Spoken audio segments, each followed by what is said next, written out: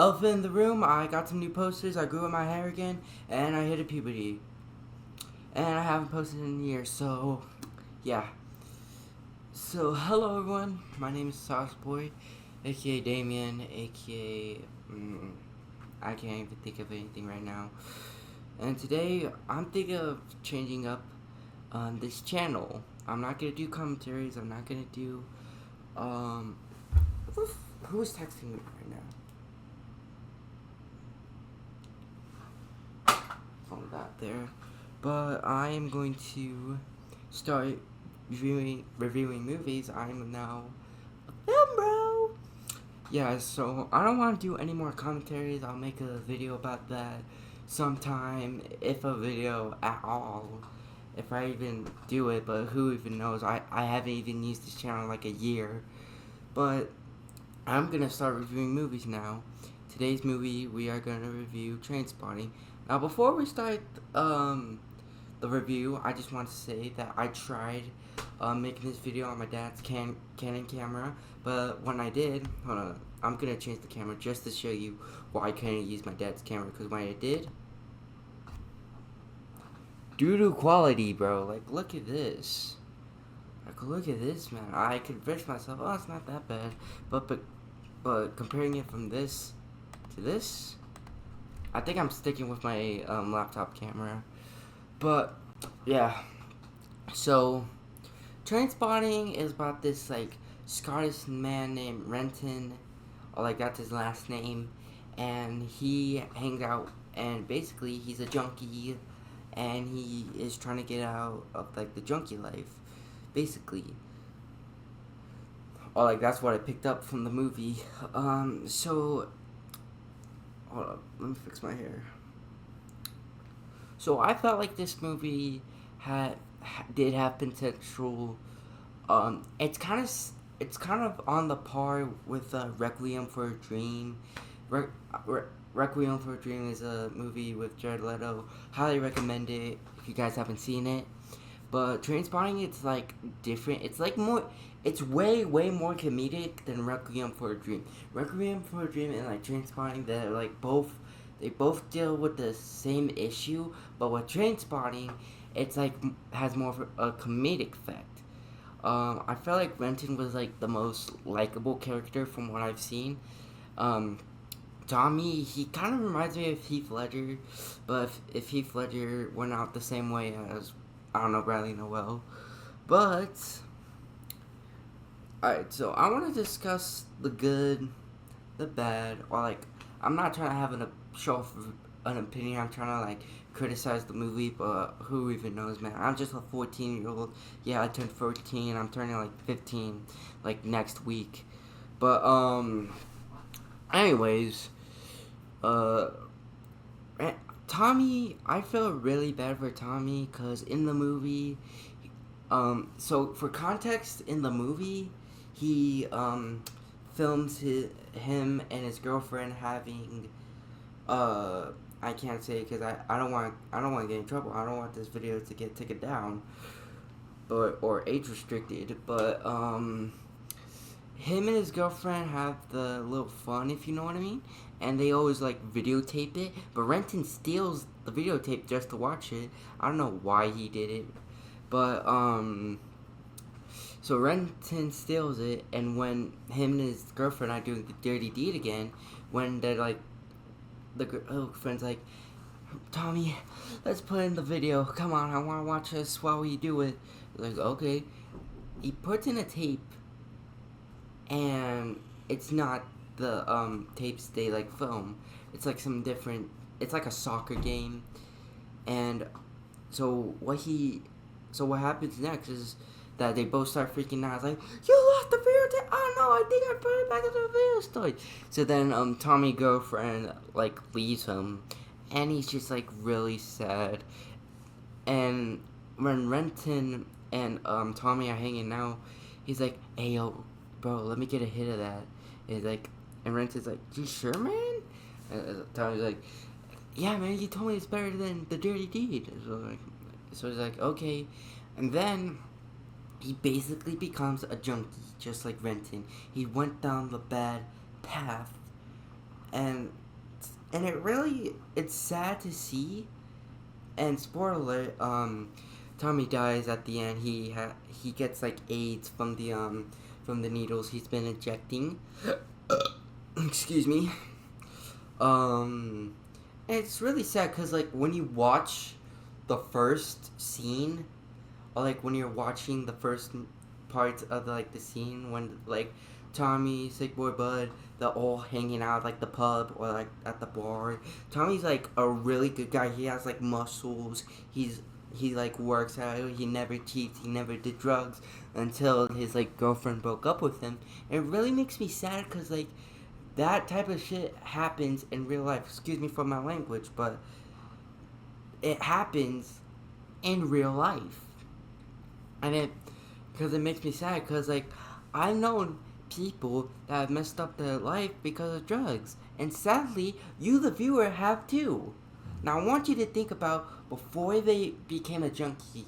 Think about how they, think about how they were before they became a junkie. They were, like, all hype, or, like, all cool and all that stuff. They, like, probably did something with their life. They had plans. They were gonna, like, do it big, like they had plans to like become the next, I don't know, Charlie D'Amelio, but no one has ever talked about him. No one has ever talked about Charlie ever since like 2022, or no, 2021. But anyways, Tommy, he's like one of my favorites, and he makes me sad. Another scene that makes me sad in the movie, it's the scene with like the baby, cause like him, Tommy, Bud, they're all hanging out, and like they and there's like a baby there, and they're all so high to like even care. They're all on heroin, and they're like too high to what's that? And they're all like really high to like understand what's going on. It's like they didn't even realize the baby was there to begin in the first place, and when they wake up to like I forgot what her name was. It was like the girl in the movie, like in the apartment. And she's like screaming. When they go into the room of the crib, the baby is laying there dead, just like KO'd. I'm not sure how he died, but I think he's like vomiting, like from like the bad nature of like everyone in there. It was like so sick for him or her, and he just like died. And that scene also makes me sad because like there are parents that are junkies and the kids are like too sad to realize it, or like they don't realize that they're junkies. Like it's until they become really really older to realize, oh my god, my parents were messed up. But that's another sad scene. My favorite scene, it's when Renton is like going through withdrawals after he like almost overdosed and went to the hospital. I like that scene, and he's like having all these like weird hallucinations with Tommy, the baby, and like the TV, and it makes me really, and I think it also shows like a really good interpretation of like what it's like to go through withdrawal syndromes. Like I'm not sure if it's a real thing, or like a real, I'm not sure if that's actually what happens when you go through withdrawals, but let me drink. My second favorite scene of the movie is when in the like beginning of the movie, Renton says heroin makes you constipated, and he's going to like a random pub in Scotland, and and the toilet looks absolutely disgusting. It's like the toilets that you go into when you're like it's like the middle school toilets you go into. And for off topic, but any person knows that I refuse to go into the school bathrooms. It's because like if you are like if you ate like those chicken sandwich at school and you're like just feeling like creative writing or math, your stomach starts hurting and it's like, man, I gotta go use the bathroom. And if you like go to the bathrooms at the school, well, you're cooked. There's gonna be some like weird kid just like hitting the stalls like, oh, what you doing? I'm pooping, bro.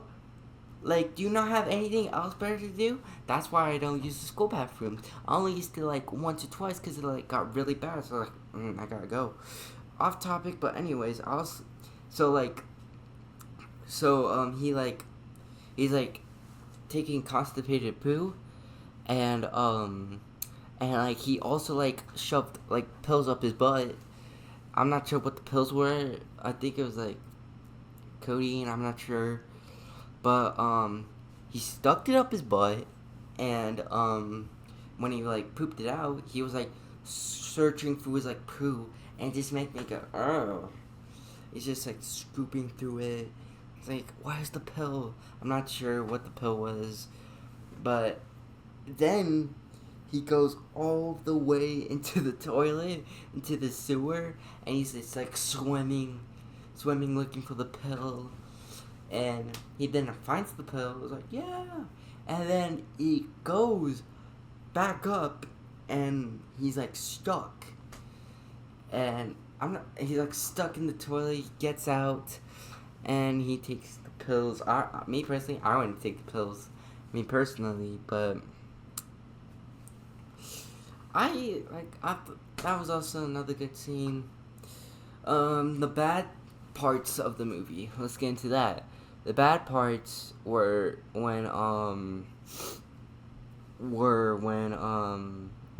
but I don't like how heavy their Scottish accent is, cause the first like 3 minutes or like 12 minutes, I didn't even know what they were saying, because I didn't have subtitles on it. Cause like they'll all like have heavy accents. Cause like the only thing I could have understood from the movie is that they also were like fucking.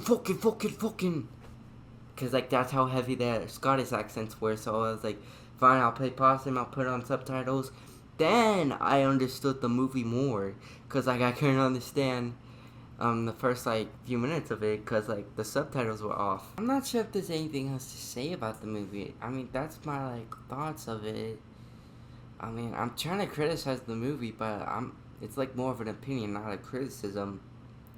But I felt like this movie had potential, honestly, and I'm hoping to see more movies like Trainspotting, or like there's another movie, or like there's a sequel to Trainspotting that I'm really looking forward to watch.